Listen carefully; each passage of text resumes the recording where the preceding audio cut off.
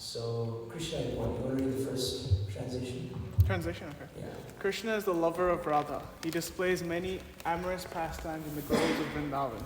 He is the lover of the cowherd maidens of Braj and the holder of the great hill named Govardhan. Somebody want to read number 2? He is the beloved son of Mother Yasoda, the delighter of the inhabitants of Raja, and he wanders in the forest along the banks of the river Yamuna. Yes. And then this is a remark.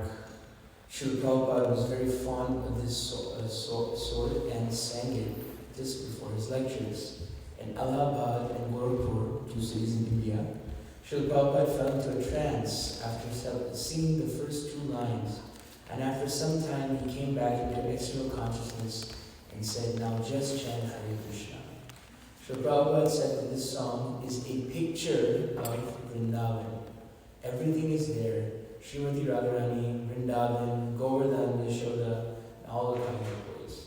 Now the words may not be very comprehensible in the beginning, which is fine, but it's a transcendental sound vibration, so I hope you'll get some vibration out of it. So it's 1, 2, 3. You want to do this too? Yeah.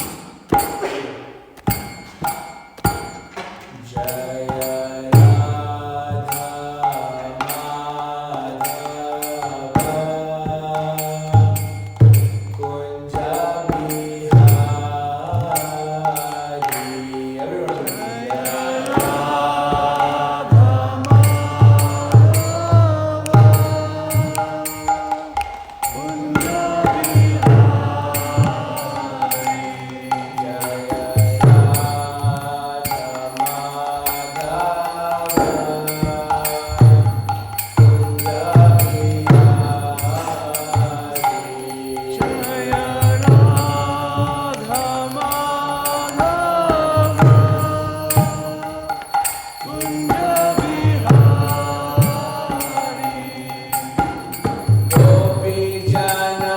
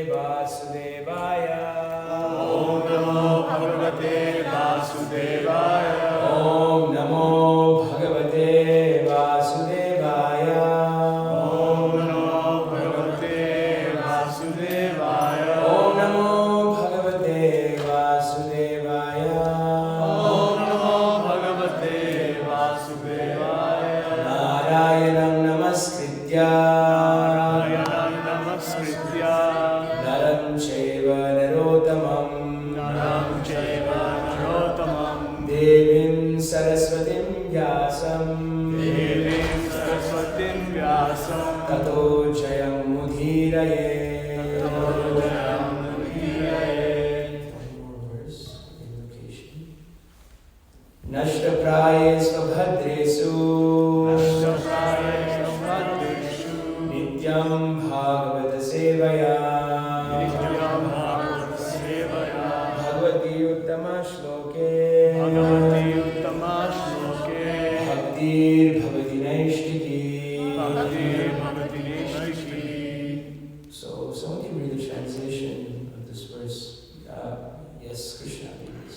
Before reciting the Srimad Bhāgavatam, which is the very means of conquest, one should offer respectful obeisances unto the personality of Godhead, Narayana, unto Narayana Rishi, the supermost human being, unto Mother Saraswati, the goddess of learning, and unto Srila Vyasadeva, the author.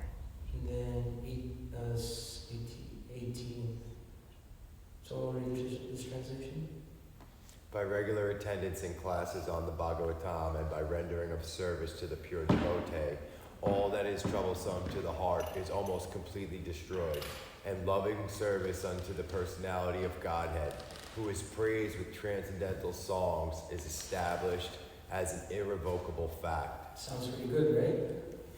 All things that are troublesome to the heart. Anybody have anything troubling them in their heart?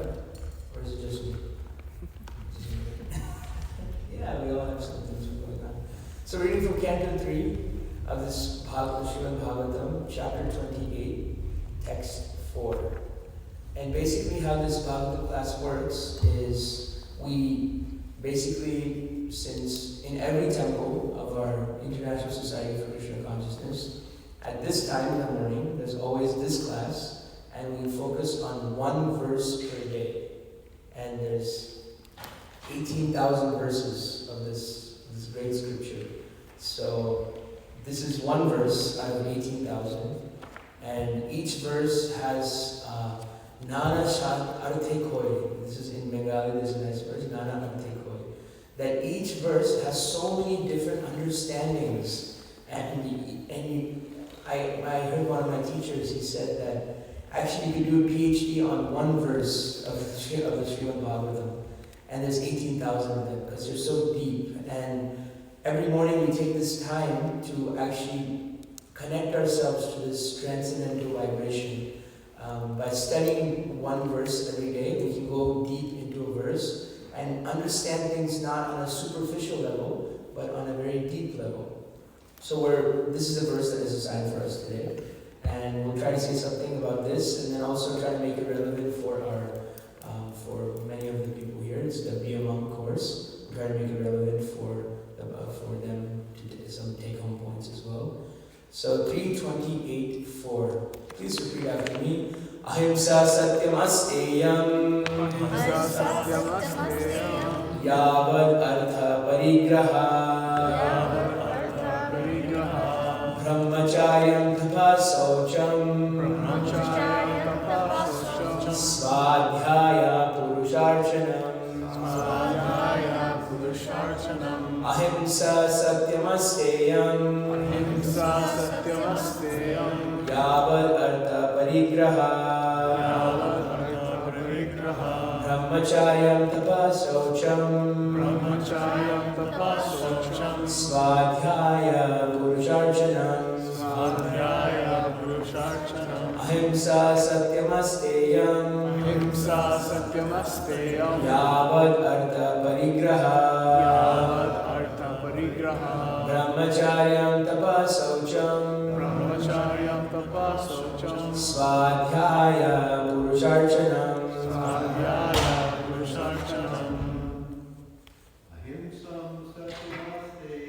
Ahimsa Satyamasteyam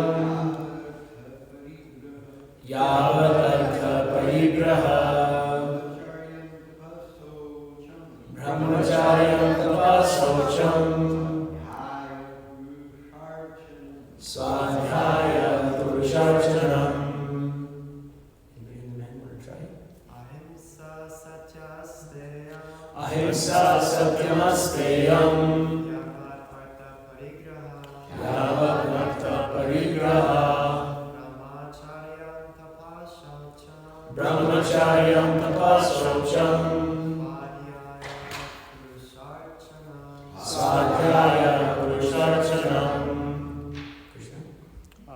Ahimsa satyamasteyam. Ahimsa satyamasteyam. Yavad artha parigraha. Yavat artha parigraha. Brahmacharyam tapasocham. Brahmacharyam tapashocham. Svadhyaya purusarchanam. Swadhyaya purusharchanam. Ladies, would you like to try?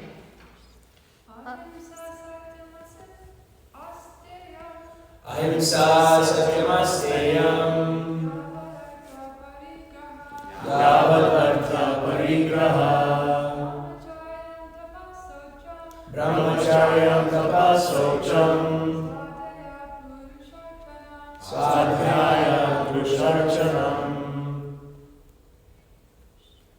Ahimsa satyamasteyam. Ahimsa satyamasteyam. Yavat artha parigraha. Brahmacharyam tapasocham. Swadhyaya purusharchanam. Ahimsa satyamasteyam. Ahimsa satyamasteyam. Yavad artha parigraha. Yavat artha parigraha. Brahmacharyam tapasocham. Brahmacharyam tapasocham. Swadhyaya purusarchanam. Swadhyaya purusharchanam. So please repeat after me. Ahimsa. Ahimsa. Non-violence. Non-violence. Whose word was that? Okay, listen up. Satyam. Satyam. Truthfulness. Asteyam. Asteyam. Refraining from theft. Refraining from theft. Yavat artha. Yavat artha. As much as necessary. As much as necessary. Parigraha. Parigraha. Possessing. Possessing. Brahmacharyam. Brahmacharyam. Celibacy. Celibacy. Tapaha. Tapaha. Austerity. Austerity. Shocham. Shocham. Cleanliness. Cleanliness. Svadhyaya. Svadhyaya. Study of the Vedas. Study of the Vedas. Purusha Archanam. Purusha Archanam. Worship of the Supreme Personality of Godhead. Worship of the Supreme Personality of Godhead. Translation. Just want to make it fit all together. I guess you guys can kind of see that. One should practice non-violence and truthfulness, should avoid thieving and be satisfied with possessing as much as he needs for his maintenance. He should abstain from sex life, perform austerity, be clean, study the Vedas, and worship the supreme form of the Supreme Personality of Godhead. So please repeat after me. One should practice non-violence. One should practice non-violence And truthfulness. and truthfulness. Should avoid thieving. Should avoid thieving And be satisfied with possessing as much as he needs. and be satisfied with possessing as much as he needs For his maintenance. for his maintenance. He should abstain from sex life. He should abstain from sex life, Perform austerity. perform austerity, Be clean. be clean, Study the Vedas. study the Vedas, And worship the supreme form and worship the supreme form of the Supreme Personality of Godhead. of the Supreme Personality of God. So in this they have the Sanskrit, which is this part. Then we have synonyms, which is what each word means. Now we have the translation, which is what the verse means together. And now we have the purport, which is the understanding from our previous teachers. So this is kind of the format of Bhagavad Gita, Srimad Bhāgavatam, Sri Chaitanya Charitamrita. It all has this kind of this format. Traditional Vedic scriptures, they have this format. So purport. The word Purush Archanam in this verse means worshipping the Supreme Personality of Godhead, especially the form of Lord Krishna. In Bhagavad Gita, it is confirmed by Arjuna that Krishna is the original Purusha, or personality of Godhead. Purusham Shashvatam. Therefore, in yoga practice, one not only must concentrate his mind on the person of Krishna, but one must also worship the form of deity of Krishna, Devi. A brahmachari practices celibacy, controlling his sex life. One cannot enjoy unrestricted sex life and practice yoga. This is rascaldom. So-called yogis advertise that one can go on enjoying as he likes and simultaneously become a yogi, but this is totally unauthorized. It is very clearly explained here that one must observe celibacy. Brahmacharya means that one leads his life simply in relationship with Brahman or in full Krishna consciousness. Those who are too addicted to sex life cannot observe the regulations which will lead them to Krishna consciousness. Sex life should be restricted to persons who are married. A person whose sex life is restricted in marriage is also called a brahmachari. The word asteyam is also very important for a yogi. Asteyam means to refrain from theft. In the broader sense, everyone who accumulates more than he needs is a thief. According to spiritual communism, one cannot possess more than he needs for his personal maintenance. That is the law of nature. Anyone who accumulates more money or more possessions he needs is called a thief.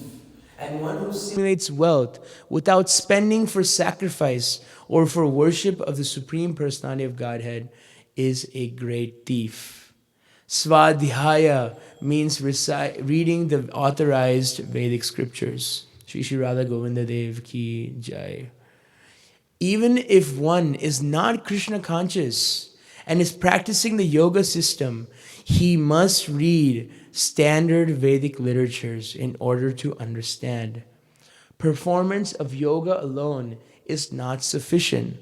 Narottam Das Thakur, a great devotee and acharya in the Gaudiya Vaishnav Sampradaya, says that all spiritual activities must be understood from three sources, namely saintly persons, standard scriptures, and the spiritual master.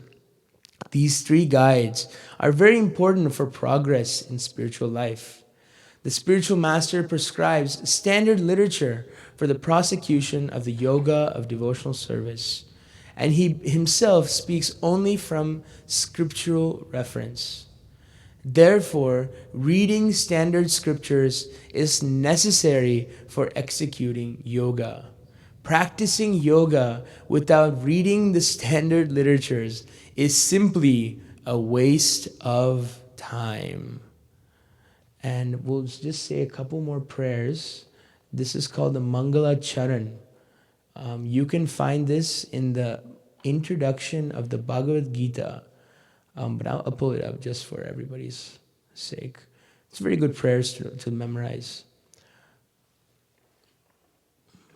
Om Ajnanatimirandasya Jnananjana Salakaya. You can say with me. Chakshurun militam yena tasmai Shri Gurave Namaha Sri Chaitanya Manobhishtam Stapitam yena bhutale Swayam Rupa Kadamahyam Dadati Swapadantikam Vandeham Shri Guru Sri Yuta Padakamalam Shri Gurun Vaishnavamscha Shri Rupam Sagrajatam Sahagana Raghunathanvitam Tam Sajivam Sadvaitam Savadutam Parijana Sahitam Krishna Chaitanya Devam Shri Radha Krishna Padan Sahagana Lalita Shri Vishakanvitamscha He Krishna Karuna Sindho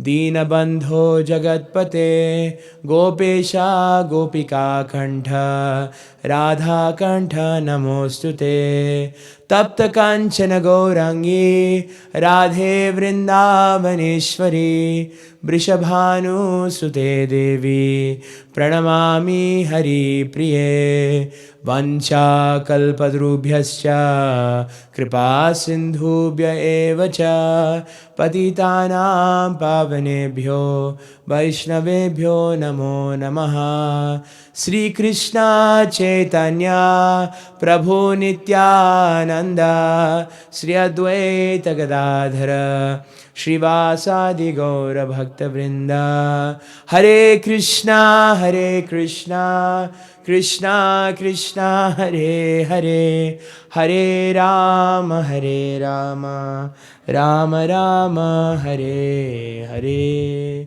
Namo Om Vishnu Padaya Krishna Prishthaya Bhutale Srimate Bhakti Vedanta Swami Niti Namine.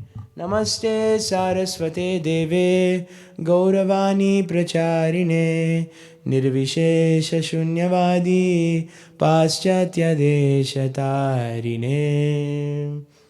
So read the verse one more time.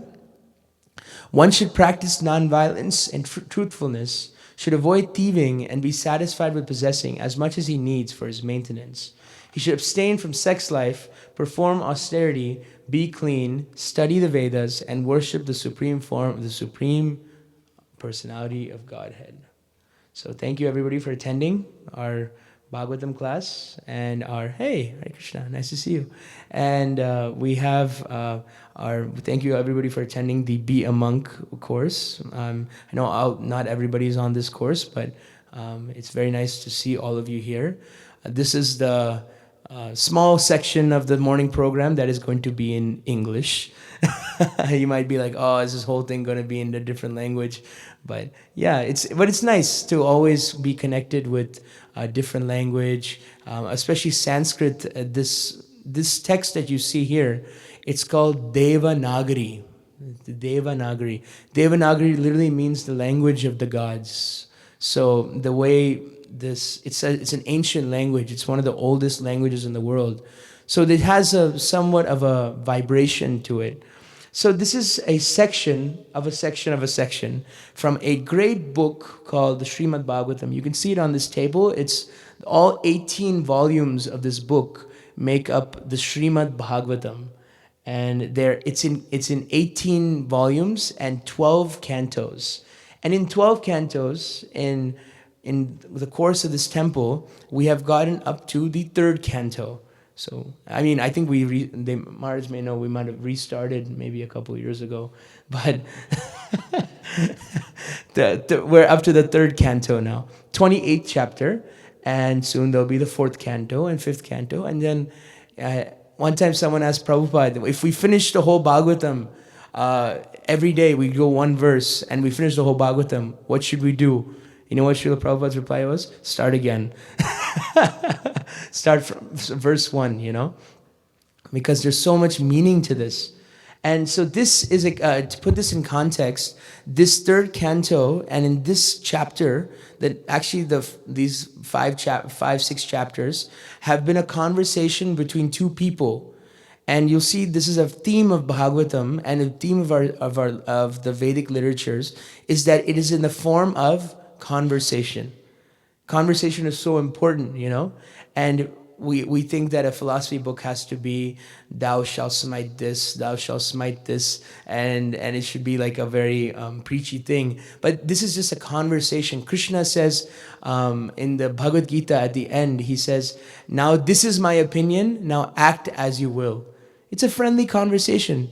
Krishna and Arjuna were friends before, and then they came to the guru-disciple relationship. But Krishna didn't say that you do this or you will, be burning in hell for thousands of years. That's not what friends say, So Krishna is saying, I have spoken my opinion, even though he's God. I have spoken my opinion. I think we discussed this in the reading group last week, Michael or... we discussed this, right? Narada Muni was saying something about this, that Krishna gives his opinion and he makes Arjuna make his own opinion and formulate his own actions. So this is a conversation between two people. The first name is Kapila. Kapila Muni is the one speaking, and he's speaking to his mother, Devahuti, about the goal of life and how to attract it, and mainly the process of Bhakti Yoga. The chapter 28 is Kapila's instructions on the execution of devotional service. And devotional service can be translated as, in Sanskrit, Bhakti Yoga. So in this verse, it talks about a lot of things that we can do to advance in yoga. And yoga, as Prabhupada, as in the purport, Srila Prabhupada says, is that some people have a lot of misconceptions about what yoga is. Yoga literally means in Sanskrit to connect. But now if we go into yoga, we may think we have to be very rich, or we have to be having certain types of pants, certain types of yoga mat, certain types of this and that, and you have to be connected to this studio and this and so many things. But to advance in yoga is actually very simple. It's simple, but it's not easy. That's the amazing part. So Prabhupada mentions a few things to do and few things not to do. I remember somebody said yesterday, when we had the inaugural session of Be a Monk, someone said the word surrender, right? Somebody said that I am here to surrender. Now, this word surrender is taken kind of loosely sometimes. What does surrender actually mean? Now we say, oh, is it just like I put a gun up to Krishna's head and I'm like, surrender! And he puts his hand up. Is that the type of surrender we want? Or is it something that we're trying to cultivate? The amazing point that Srila Prabhupada says this is that our process is not so much a religious process. Well, religion is a good part of it, but it's more of a scientific process. And if you have a scientific process, there must be a method about how to do things. Any scientists here? No scientists? Okay, good. Anyway, I like scientists. We have a few scientists in our community. They actually teach me a lot of things. Narada Muni is kind of like a scientist. He is a psychologist, psychology major. He teaches me a lot of these things. Anyway, there should be a scientific method, how to test it, and there should be a formula to get to that position. So and it's all there in the books, but we may be ignorant of these facts. So I've pulled up a verse that I think would be very nice to read. It's talking about surrender. What is actual surrender? This is a verse from Rupa Goswami, one of our teachers, and he says this very nicely. Anukulyasya sankalpa pratikulyasya varjanam rakshisya vishvaso goptritve varanam tata atmanikshepa karpanye shadvidha sharanagati. Shadvidha sharanagati. Sharanagati literally means to surrender. And Shadvidha means, people who know Sanskrit or Bengali, Shad means 6. Vidha means different types of surrender. Now in Rupa Goswami, he defines what is actual surrender according to the Vedic scriptures. Does somebody want to read this out loud in a big loud voice? The translation. The 6 divisions of surrenders are the acceptance of those things favorable to devotional service, the rejection of unfavorable things, the conviction that Krishna will give protection, the acceptance of the Lord as one's guardian or master, full self-surrender and humility. So these are actually somewhat quantifiable. That when we say, oh, I'm here to surrender, how do we quantify that? How do we actually see, am I making progress to my surrender or giving myself wholly to the Supreme? Accepting of things that are good for devotion, rejection of things that are not good for my devotion, having conviction that Krishna will protect me, that I don't need protection from many different types of people. Krishna will actually take care. Prabhupada had that conviction. He got it. We'll be discussing Srila Prabhupada's story later, maybe even later in this class, that how he got on a boat at the age of 70 and sailed across the ocean from India and went through so many hardships to come penniless to a couple blocks from where we're at. He actually came to the Brooklyn Navy Yard. And actually right now, you know what that place that Prabhupada stepped off, you know what that place is now? It's a Home Depot. You can go to the Home Depot. Wow, Prabhupada came here. Let me get a 2x4 on aisle 7. And the acceptance of the Lord as one's guardian or master, full self-surrender and humility. These can be quantifiable. So, in this verse of the Bhāgavatam that we're mentioning today, you can see things, at least let's focus on the two first steps of surrender. The first two steps of surrender are accepting things that are favorable and rejecting things that are unfavorable. Now we can classify all these things that Kapila is talking about into these two categories: accepting things and rejecting things. One should practice non-violence. Is that a rejection or an exception? That you're accepting non-violence? Or are you rejecting violence? Both, right? Are you accepting truthfulness? Yes. Are you avoiding thieving? Is that a rejection? Yes, you're trying to thieve. And you're satisfied with possessing as much as he needs for his maintenance. Exception or rejection? Exception. Give Ryan the mic and say, why is that an exception? Maybe explain that to me. I guess I would say that's you accepting your contentedness and only the things that need to maintain you. Does this remind you of a verse from anywhere else? Anywhere else in the Vedic canon? Maybe something from a book called the Ishopanishad? Oh, yeah. Do you know that verse? I don't know the verse, but I know it's from the Ishopanishad. So the first verse of Ishopanishad, I can pull it up. Ishopanishad 1. Yes, you can read this verse. It's actually really, really amazing. Ishavasyam idam sarvam yatkincha jagatyam jagat tena tyaktena bhunjita magrida kasyasvidhanam. So, someone want to read the translation? Yeah, Krishna? We use the mic. You only get credit if you've used a mic. Everything animate or inanimate that is within the universe is controlled and owned by the Lord. One should therefore accept only those things necessary for himself, which are set aside as his quota, and one should not accept other things, knowing well to whom they belong. So there's a quota that everybody has. And you see Srila Prabhupada almost criticizing this mentality in the purport.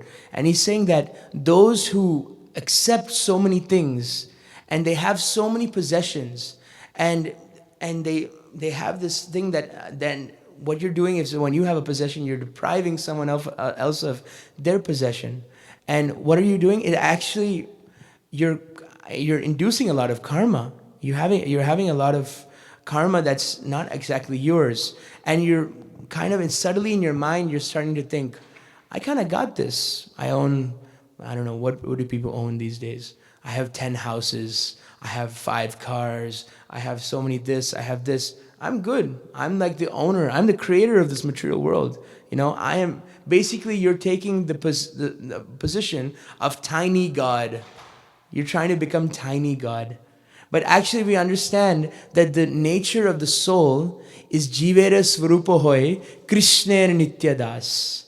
That we are all actually the eternal function of the soul is to be the eternal servant of Krishna. So this is a significant point, is that the whole world is actually trying to convince you, the material world is trying to convince you, that you should try to be God. You should try to make the most money, win the rat race, you know, climb up the corporate ladder.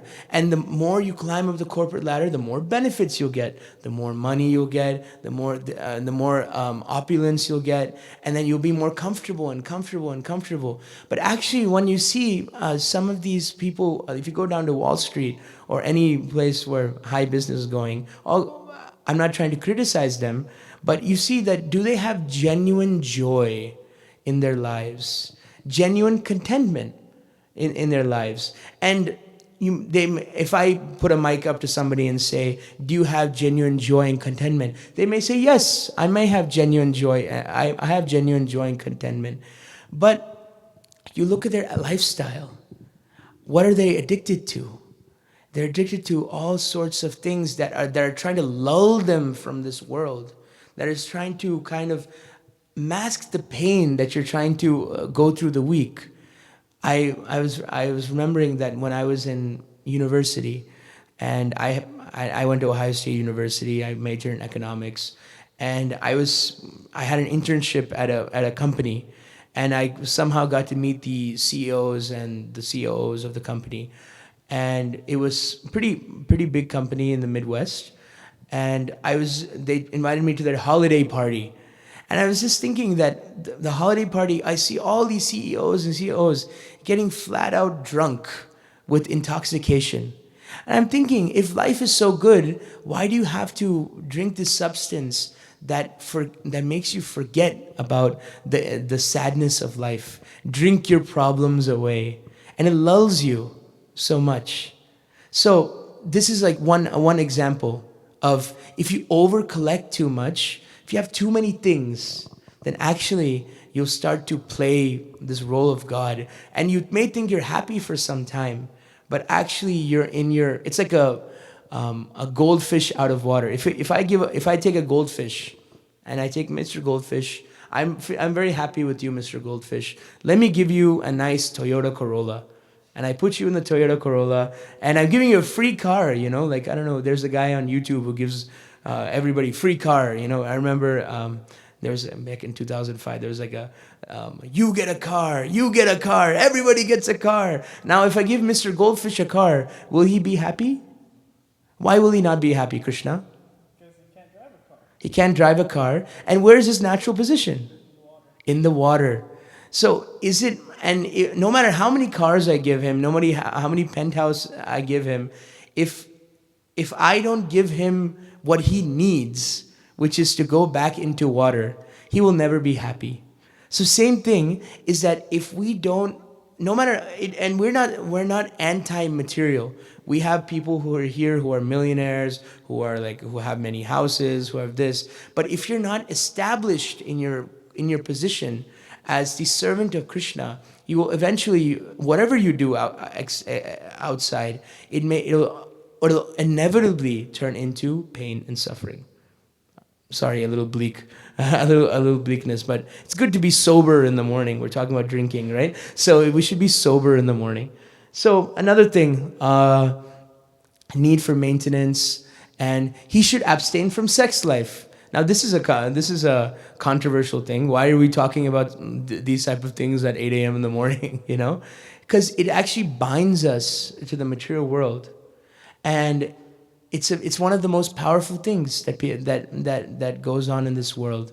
But as Prabhupada is saying, there's a way, and we're not anti-sex life. Prabhupada is saying that if you do it according to regulation, which is the institution of marriage, then it is allowed, and you're actually a brahmachari. Actually, I'm a brahmachari in the brahmachari ashram, which is the first stage of life. The second stage of life is called grihastha, which is after you graduate from the brahmachari ashram, you get married, and you know actually how to deal with people in life. The third stage of life is called vanaprastha, and vanaprastha means, anybody know what a vanaprastha is? Retirement, kind of slowly cutting back from your attachments that you've developed in your married life, and then sannyas, which is the last stage of life before death, which is complete dedication to spiritual life, because you know that your body's going to expire and that there's a next place that you want to go, and focusing on that next place very intensely. This is the 4 stages of life. And Prabhupada is saying is that a person whose sex life is restricted to marriage is also called a brahmachari, because it is restricted. So that's one other thing. And performing austerity. How can performing austerity be a good thing? Austerity is pretty intense. What's an austerity that you have performed? Anybody? Waking up early. Is that a austerity? You guys were kind of pros at it, At least the room I stayed in, 403. You guys were good. 404, I had some late night conversations. You still woke up on time. You're here. I give you credit for that. Waking up early. What's another austerity? Fasting. What is it? Staying up. Fasting is another austerity. Even coming here to the temple, you guys had to do you had to plan your week out. You had to plan I'm going to stay at the temple this weekend. I'm not going to have any other plans. That's also an austerity, and austerity is very good for life. We get too comfortable. We get too comfortable in where we're at all the time.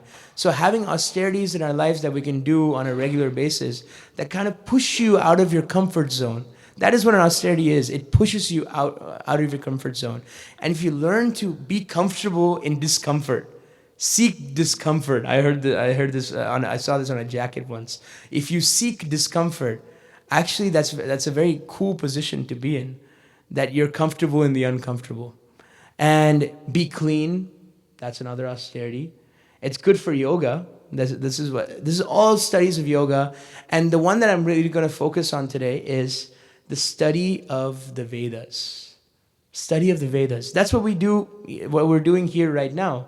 We're studying the essence of the Vedas, which is called the Bhāgavatam. And I'd just like to read from this little book, which I got from a friend of mine. It talks a little bit about Bhāgavatam, and I think it's very, very nice. So why do we study this book, Bhāgavatam? So time ticks every day. Time is always moving. And everything in our life is constantly changing. Everybody agree with that? Yes or yes? Yes? Say yes. Yes. Everything is changing. And what is changing? The place we live, our responsibilities, who we choose to surround us, who we don't choose to surround us. Everything is changing. And Krishna uses a word in the Bhagavad Gita that is very apt for the situation. He uses the word ashashvatam. Ashashvatam means always changing and inevitably fading away. And thus Krishna describes also this world as dukkhalayam, dukkha. Dukkha means a place of inevitable misery and suffering. Now this is very contrasting from our position, because as we learn from the scriptures, Ishvara, that we are always eternal, the soul is always eternal, and there's always pleasure seeking. What is the soul? It is and eternal and so we are eternal, which is the soul, is always passing through different bodies, and we are pleasure seeking. We want happiness. We are ananda mayo bhyasat. We're always looking for happiness. But we're in a world that is temporary and full of misery. Seems like opposites, right? Right?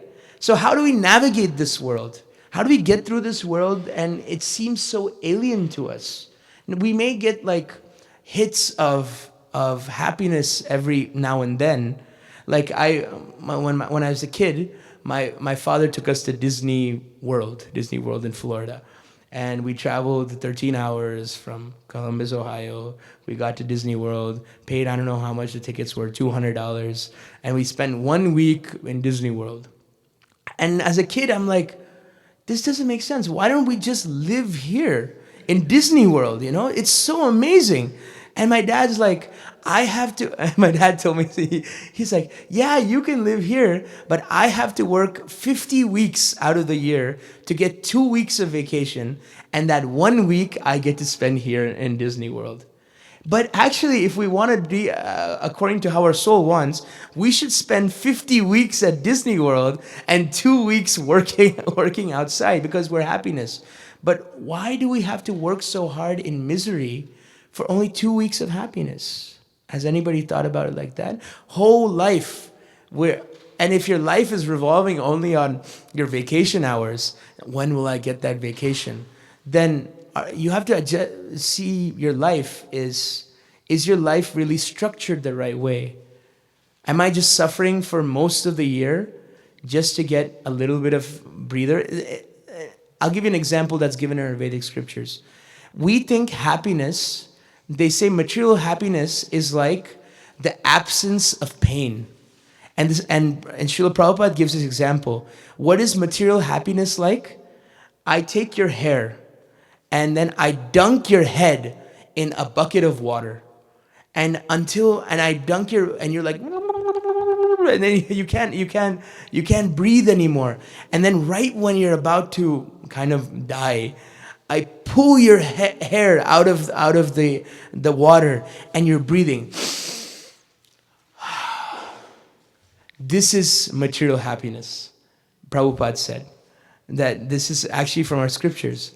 But is this happiness? Is absence of pain happiness? What would you say? Any opinions? I want to keep the conversation I want it to be not a dialogue, but a conversation. Anybody have any thoughts on this? Material happiness? Yeah, go ahead. Get a mic, or it doesn't count. Yeah. Just turn it on. Or your money back from this class. When we notice it. Yeah. We notice happiness. Yeah. We notice happiness when it's the absence of pain. But is that all happiness is? Wouldn't that be a very bleak world if happiness can only be found if I have pain?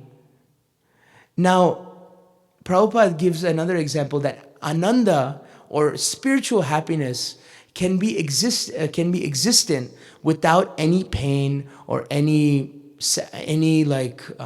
it is just complete bliss. That is real happiness.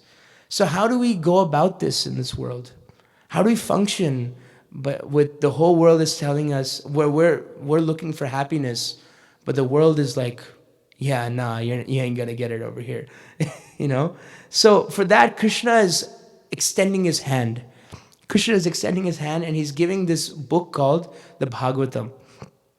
And the Supreme Lord, and Radha Govinda has manifested himself in this book. And the saints recommend that we develop a very, very deep bond with this book. And it always enlightens us. And we always go to it with our problems. And if you look at the Bhagavatam, it is a book of people going through problems. If you know a little bit about the Bhagavatam, some of the stories of the Bhagavatam, it's always people going through problems and how they get through it. And that is what makes the Bhagavatam so applicable to our lives. We all have heard of the Gita. And I know many of you maybe not have heard of the Bhagavatam, but I can speak to you about the Gita. Now, imagine if Bhagavad Gita, the most ancient and the most spiritual book on yoga, why was that spoken in the most unspiritual place, in the middle of a battlefield? Why? Why did Krishna, who's God, why did he choose the middle of a battlefield to have this conversation? Any thoughts? Yeah, go ahead. Because we need that struggle in order to really face it and do the actions. Very good. He said that we need that struggle to actually bring the best of us out. Anybody have any other thoughts? Yes. Life itself is it's a war zone because we are constantly facing challenges, and that's when we need to know. Yeah. Exactly. If Krishna were to have this conversation, let's say like in a yoga studio, or like Krishna and Arjuna just sitting at a Starbucks coffee, and be detached. Imagine if Krishna did that. If Krishna was like, oh yeah, you're gonna be fine, just fight the war, you're gonna be good. No, if it's in the middle of a war, if it's in the middle of a battle, aren't we all in our own battles in this world? Do we have any excuse to not fight this war? Arjuna had many excuses to not fight. He's fighting against his own family. He's fighting, and it will cause devastation in their whole dynasty. Now that's a good reason to not fight a war. But Krishna's like, no, you have to still fight, and fight for the right reasons. So same way in the Bhagavatam, there's so many stories that you can learn from, that people going through reversals, people who are attempting murder on their own children. There's a story. Look at that painting back there. You see that painting back there? That's Nrsimhadev. Nrsimhadev, and we think, that why do we have this picture in a temple? This guy being like half man, half lion. Yeah. So someone actually joked this is the first open heart surgery in the world history. So in that painting, I'll just say the story. I won't give it justice, but Hiranyakashipu, the man who's having the surgery done upon, he had a desire. He had a desire that I shall never be killed. He wanted to get the vengeance of his brother. And he did a lot of tapasya, a lot of austerity. And he did a lot of austerity, and he said, and this demigod comes, Brahma, and he says, what do you want, dear Hiranyakashipu? What can I do for you? Ask for anything. And he says, I do not want to die. I never want to die. And Brahma said, I cannot do this for you because even I have to die. I cannot give you what I do not have. And Hiranyakashipu says, okay, I want these current boons. I shall not be killed by a human or an animal. I shall not be killed in the day or the night. I shall not be killed by a weapon. And so many things that you're like, okay, this is basically like, you're not going to die. And he goes on and terrorizes the universe. He kills all the saintly people. He disrespects women. And so many different atrocities he commits. Now, he has this son whose name is Prahlad. And Prahlad, unlike his father, was a devotee of Krishna from the womb. And he comes out and he starts telling his father, oh, my father, my energy comes from the same where you get your energy, from Krishna, from God. And you should dedicate your life to serving God in all capacities. And Hiranyakashipu said, I hate God. I wish to kill God. This is his desire. And Hiranyakashipu says that, Prahlad, you better stop talking like this or we will kill you. And Prahlad kept talking. And what did his father do? His father tried to poison him, giving him poisoned foods, putting his body under an elephant, throwing him off a cliff, boiling him in hot oil. Every time Krishna, imagine like boiling in hot oil, like making a pakora out of him, Prahlad pakora. And every time Krishna protected him. And Hiranyakashipu got so mad, he says, why are you not dying? I am trying to kill you. Where are you getting your energy from? And Prahlad says, my dear father, the person that you're seeking is Vishnu, Krishna, Govinda, and he is everywhere. Is he behind this pillar? And like that pillar. And then he says, yes, Krishna is everywhere. And Prahlad Hiranyakashipu takes his sword and smites and hits this pillar. And who comes out of this pillar? This weird looking thing, like half lion, half human, with 16 arms. And he's ferocious. And what does he do? He fights with Hiranyakashipu. And basically he takes him on his thigh. And every one of the stipulations was controlled. He was not killed by a human. He was not killed by a man. He was not killed by he was not killed in the air. He was not killed on the ground. He was not killed by a weapon. He was killed by the nails. And he opens up Hiranyakashipu and he kills him. Now, Prahlad is a way of learning the story of Prahlad that comes in the 7th canto. This is a story of reversals. Prahlad had every reason to stop and I should just follow what my dad says and be a nice demon, politician, whatever. But he kept going. Perseverance. So many things you can learn from the Bhāgavatam. So I'll just finish off this Bhāgavatam. I wanted to get into more about how Prabhupada brought the Bhāgavatam from India, but I don't think I'll have time. We'll discuss this more. I definitely want to share that story with you. That Bhāgavatam is indeed it's your life companion. It's a companion that you can have for life. Every relevant story, every inspiring personality, every striking situation, it encapsulates every physical and psychological lesson that you can learn and you need for spiritual life. But it also doesn't end there. It's not just a lesson book. The Bhagavatam transports us to Krishna's unlimited reality. Most people like to limit God as one person who sends a person to heaven, sends a person to hell.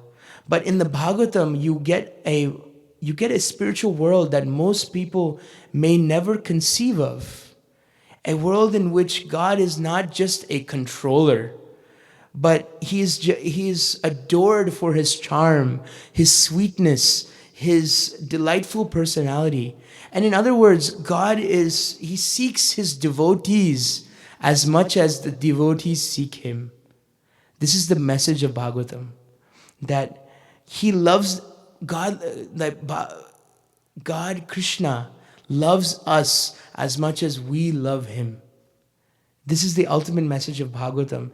And then the way we get back to our eternal relationship with Krishna is by studying this Bhagavatam every day. And it may seem kind of daunting. It's 18,000 verses. Now, 18,000 verses, how long do you think it takes to read? Any guesses? Generally. 4 days? Man, this is 18,000. You can read that in 4 days? Okay, a big round of applause for Michael. If you can read that in 4 days. It took the speaker of this 7 days to get through this. But for a general, like for us people who are a little bit like normal people, any guesses about how long it would take? A year? If you want to finish all 18 of those books, people get daunted. And sometimes I go to people's houses and they have the Bhagavatam, but they still have the plastic covering on top, I'm like, oh, it's so sad, you're not touching the books. But if you break it down into smaller pieces and constantly read it, if you read 20 pages a day, 21 pages a day, you'll finish the whole Bhagavatam in 2 years.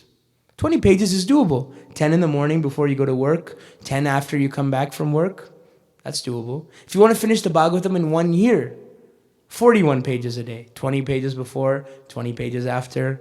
If you want to finish in 3 years, and if you make it into smaller and smaller pieces about how you can incorporate into your life, you'll start to see that it's not about finishing the book, it's about actually experiencing the journey that the book takes you.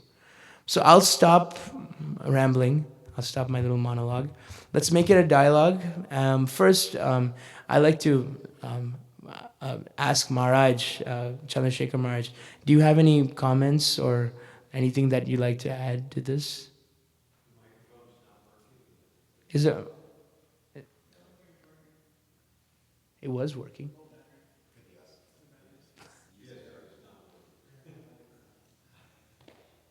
I can repeat after you if you like.